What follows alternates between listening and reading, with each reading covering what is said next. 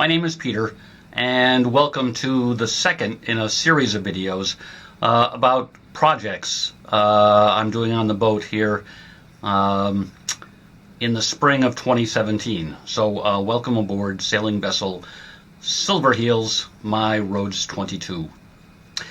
So today we're going to talk about what I've managed to get accomplished on the boat itself so far this year. And we'll start on the port side where I'm currently sitting, and then work our way forward and then aft along the starboard side. So this seems like a logical place to start. On the topic of electrical enhancements, one of the primary things I wanted to do was to connect the batteries together. As the boat came to me from the factory, it has two batteries, but they were entirely independent. And one was used to power the starter on the outboard engine and the power lift, and the other supplied all the needs for the house. So each is connected to its own solar battery charger. So to connect them, to give me more flexibility, I needed a switching device of some kind, and I went with a simple traditional battery switch. Off, one, both, two, and back to off. So this required some new cabling, of course, and what I chose to make the interconnection after doing a lot of reading but not finding a lot of guidance was number 4 wire. So that should certainly be heavy enough. So here is the battery that lives under the settee. The settee is not here, of course.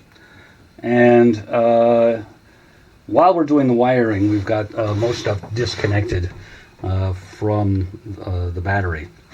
We do have the connections that go to the solar panel, so we're getting the battery kept up to a full charge while it's sitting here. And this wire is actually part of the battery monitor installation, and that doesn't go anywhere at the moment. On the negative side, this is the wire that goes back to the lazarette, the ground wire.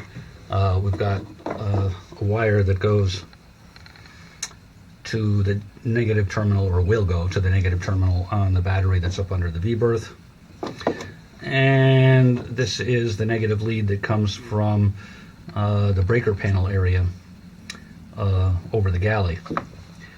Initially I had this routed to go to the battery under the V-berth, which would work perfectly fine strictly from a wiring standpoint, I'm pretty sure. But then in looking at the documentation for the battery monitor, this is the shunt block for the battery monitor, by the way, they want all the negative leads for the boat to come back to a single place. So I rerouted this from the galley under the floor back around the aft end of the centerboard and over to here. So we were able to accommodate that. On the positive side, after doing some reading on boat wiring over the winter, I find that having fuses close to the battery is really highly recommended. So we've added that.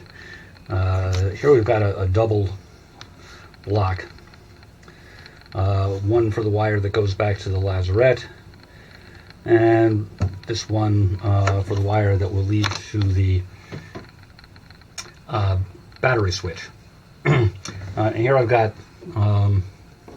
the single pole unit that's going to be used on up under the V-berth, and I pulled it out so you can see it a little better.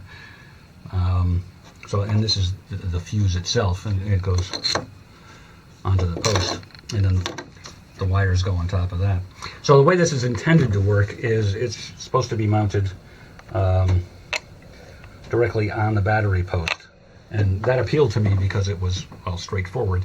But then I realized that both in the case of the battery here and the one under the B-berth, I didn't have the vertical clearance to support that.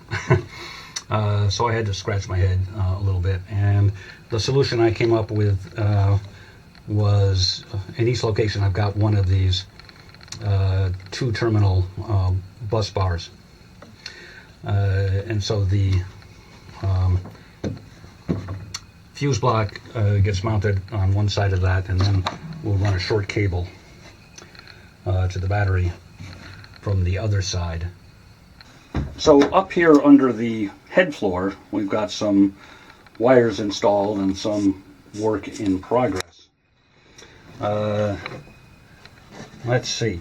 Here we have the red wire that is coming from the battery under the B-berth and going to the battery switch.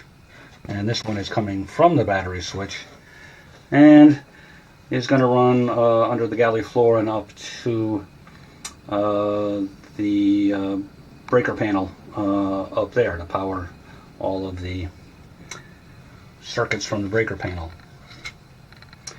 And this wire is for the battery monitor. There's about 6 conductors in there that get conducted here and there. As I recall, we're not going to use all of those. I'm not sure. And here we have our new depth, speed, and water temperature transducer. If you watch my video on the making the floor, you remember I had plans to mount it under the floor in the main galley, or the main cabin. But it turns out that this unit requires more space than is available there. But there is space, fortunately, for it here, so my thought is to put it somewhere right up in this area. So moving on, we come to the V-berth, and as you can see, we've made some changes up here. Since we've been talking about electrical work, we'll start with the battery. Not a lot to say. Again, the only thing I've got connected here at the moment is the starboard side solar panel, keeping the battery charged. Here this is the fuse block, the single post one that I showed you a moment ago, and I've reinstalled it here in its permanent location on its 2-terminal positive bus. And to it is connected a positive wire that runs to the battery switch, and here we've got the pigtail that will connect that to the battery, and the negative cable, this is the other end of the cable, that will connect to the negative terminal on the battery under the settee, connecting the batteries. So initially this battery was on the port side, and I moved it here to the starboard side, which might help a bit with even out weight distribution. So the original water tank was under here as well, and well, we've replaced the water tank with water jugs instead. One of my issues with the water tank is that it used the space in here very poorly. There was lots of wasted room on every side of it. And the other thing is, it's well, there was no way to access the inside of it. It had, an inlet and an outlet hoses, but that's the extent of it. So, and it obviously was not new, and who knows how old it was. But I had some other issues with that approach to dealing and managing water that have taken me down this path instead. So one of the advantages of using water jugs is, well, it reduces that unknown factor of what's going on in a tank you can't see. You can see what's going on in here. There's no reason to be suspicious that there's anything gross happening. Another advantage of these is to fill them, all you need is a tap within walking distance. You don't need to have a hose at the end of a dock necessarily, so that adds to some flexibility. And it might seem that these are in here a little loose, but they will expand a little when they're full of water, so they actually fit in here rather snugly. So there's 8 here, and 2 more will live under the sink, and these are 1 1/4 gallons a piece, and I got them from US Plastic. And here we've got just a gap space over here that I have no plans for at the moment. So that leaves a lot of room still unused, and so you might be wondering to what end, and I will show you. So to make use of the space above the water bottles and the battery, I have constructed 4 removable bins. The intended use for this is mostly for clothes, linens, that kind of thing, I think. So they can all lift out. Eventually they'll all have rope handles like that to make them easier to maneuver. And the middle 2, if one is removed, the other one can slide, helping access. And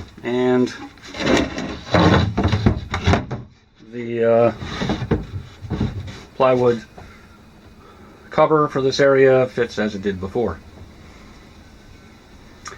So that's the plan there. So, and that finally brings us around to starboard and the galley area. So I've taken the galley out of the boat and put it back in a couple of times. But somehow it didn't really strike me until recently how little there is that's actually holding the galley construction to the rest of the boat.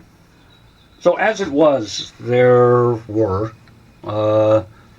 3 screws that went through the cabinet base for the galley into this fiberglass stringer.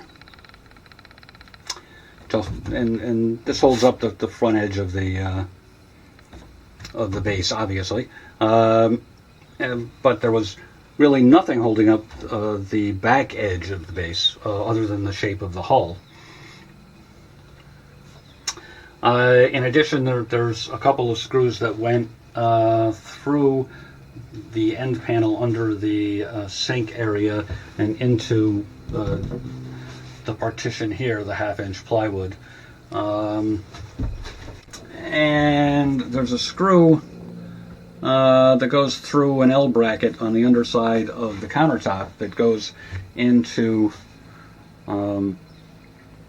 the aft wall of the cabin, and that's about it.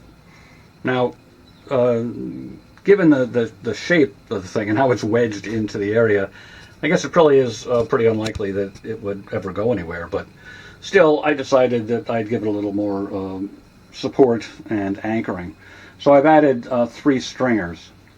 The aftmost one here is under the aft end of the icebox cabinet. Here is this one's at the forward end of the icebox cabinet, and this one the forward end of the area where the drawers are. So the drawers are right above here, and these have been are being held in place with some thickened epoxy. So I've kind of broken the rule that I had that I wouldn't do anything that couldn't be undone by removing screws. So but I doubt these will ever cause a problem. They're pressure-treated wood that I've put on some unthickened epoxy on just to kind of waterproof them a little bit. And you can see there's a little extra structure here that effectively extends the cabin floor by about 4 inches here under the cabinet. And I'll show you what that's for.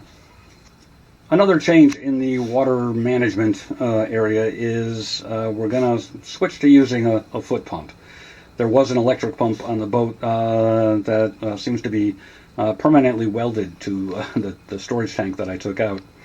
But I really like the idea of the foot pump in that it will save, I think, both water and electricity. And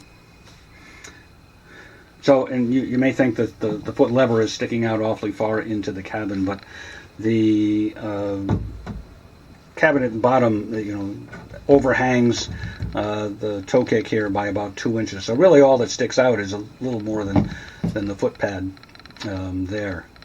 So we'll screw the cabinet base to these stringers, as well as to the toe kick fiberglass, and that'll make me sleep better at night. One last aspect of the whole water jug thing that I wanted to touch on is that one of the benefits is that if the whole water system fails entirely, the pump stops working, the hose breaks, whatever, water is still accessible in those jugs. So there's extra flexibility from that aspect as well. So I think this video is long enough already, so we'll call it quits here. Next time, I think we'll begin to reinstall cabinetry. See you then. Thanks for watching.